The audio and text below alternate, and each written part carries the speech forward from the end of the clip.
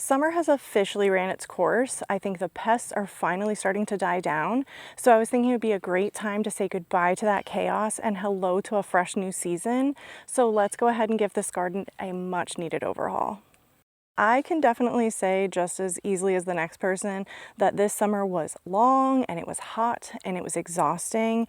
And I think just looking at these half dead tomatoes out here that are full of disease and literally I have entirely dead plants in here are not helping anything. So I'm going to start in the tomato beds and cut out anything that is dead and diseased. We're just going to see what we have left. If I have any tomato plants that are still looking viable, I'm going to keep them up because why not? But anything that looks rough, I am going to go ahead and take down. And I want to have some conversation with you guys about cutting at the base versus pulling the root. So let's go ahead and jump into this tomato bed and get started.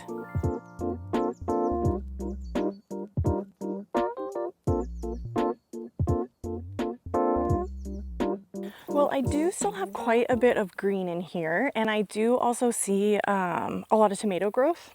So I think what I'm going to do, instead of going in and just taking out whole plants, I'm going to start by cutting anything that's brown off, throwing it in the wheelbarrow. We'll take it to compost, but that way we can kind of skin everything down and see where we're at, and then whatever plants are left, if there's anything that's not viable, we'll talk about cutting at the base versus pulling the root. But I'm going to go ahead and start by just cutting off anything that is brown, dead, and broken.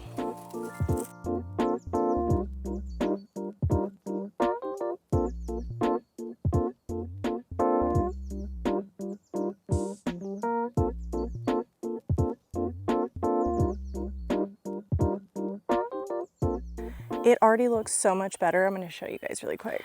So I still have to get obviously in that area, but you can kind of see up over here, there's actually quite a bit of green. So I am hopeful that maybe we'll get a few more tomatoes out of this bed. So we'll see what comes out of it. I'm going to go ahead and keep getting any of the dead and disease out of here, and then I'll show you guys if there's any plants I'm going to cut out. But I figure if I just keep this up for a couple more weeks and we get, you know, a few more dozen tomatoes out of it, it's worth it if it's just sitting here. So I'm going to go ahead and keep at it and get this bed finished up.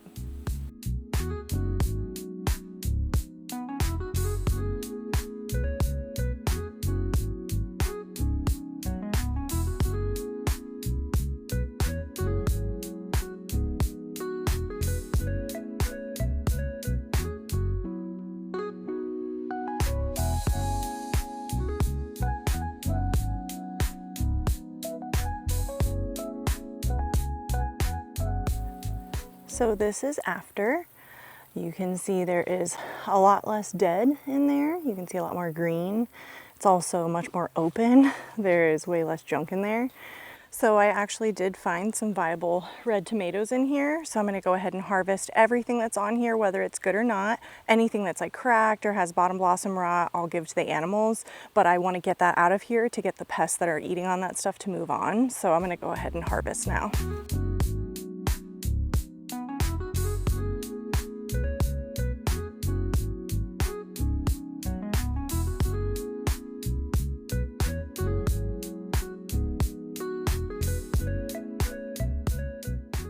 So I just wanted to show you guys really quickly. This is everything I just got out of that first bed. So an entire wheelbarrow of compost just from one bed. And that is simply just what was dead. There is going to be so much good compost that comes out of this bed once I finally, you know, go through the heartbreak of letting go of the rest of these tomato plants. But let's go ahead and jump into the second bed and see how much dead we can get out of there. So I definitely can't say that this bed is looking any better than the other one, but it definitely is doing better from a production standpoint. We have quite a few red tomatoes in here. I don't know if you guys can see that. So I'm actually going to harvest first, and then I'm going to cut out all the dead, and I will show you guys what it looked like now and what it looks like after.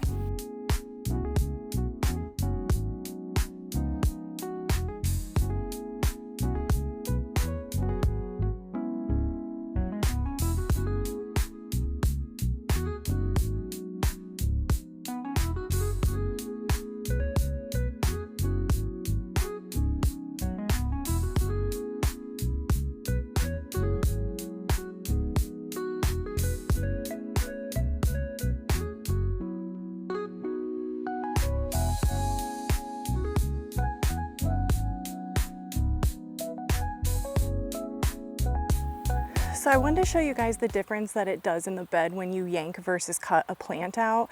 I had 2 sunflowers side by side in this bed. I cut that one off. You could see it just came right off, and I was going to let the rest of those roots just, you know, feed the soil and decompose.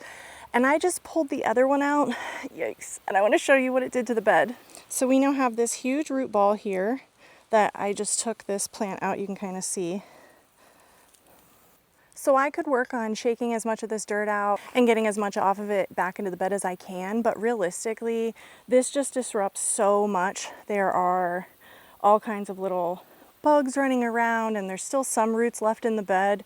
So for me, I'm personally gonna always be team cut and let the roots just decompose in the bed over the winter. So that is what I'm gonna do here. I am just going to lop the top of this off and put all of this right back into the bed. So I'm definitely curious. Please drop in the comments and let me know if you are team cut at the base or pull. And if you are team pull, I would love to chat about it because I obviously have a preferred method. It is not pulling them out. So I would just love to chat with anyone who does pull theirs and just kind of chat through, you know, why they prefer it and what they do to really keep all that nutrients in the bed. Well, this tomato bed is looking much better. I got an entire second wheelbarrow full of junk out of here. I'm gonna go ahead and throw it into compost. And I think I'm gonna go ahead and bring the leaf blower out, and I'm gonna clean up all of this chaos here. Leaves are starting to fall, and it's honestly getting a little hard to even walk through here. So I'm gonna go ahead and get the leaf blower, and we're gonna clean this area out.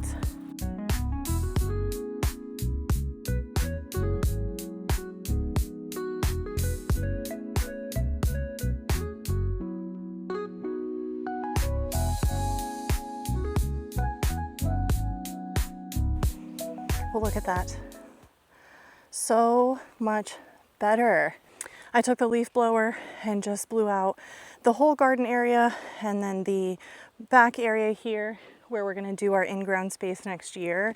I thought it would be good to go ahead and get rid of all the dead that was in here because for the first time literally in probably 2 months, we're supposed to get real rain tonight. I think we're gonna get like a full inch.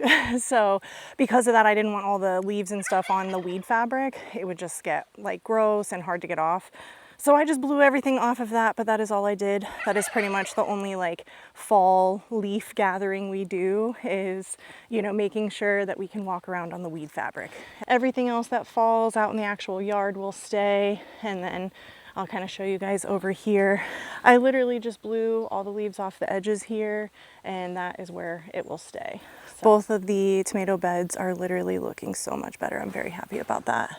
So just from coming through and taking all the dead out of the 2 tomato plants, from kind of sweeping up the main area here, harvesting all the tomatoes that we had, including the gross dead ones, and then leaf blowing everything here at the end, I think it really just makes me feel like the garden is refreshed. It's not as daunting.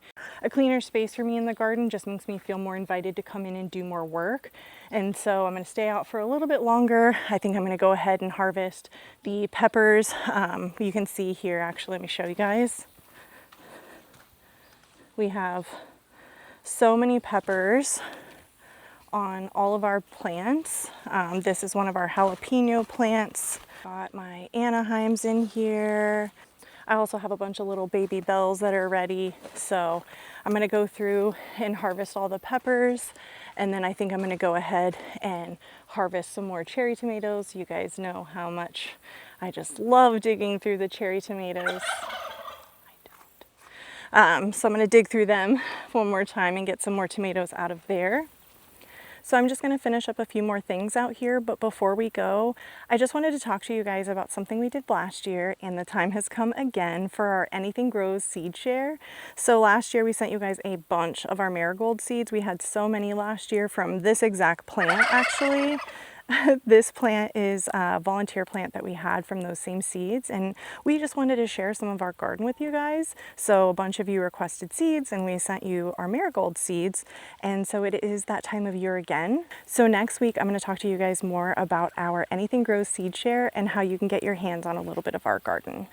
I'm really excited to share that with you guys next week. So if you haven't, make sure you hit subscribe and turn on the notifications so you don't miss that video. I'm gonna try and beat the rain and get a few more things done out here. But again, I thank you guys so much for your support and the time you take to watch our videos. It really just means the world to me. And until next week when we talk about our seed share, don't forget our motto here at Little V Farm: anything grows if you try.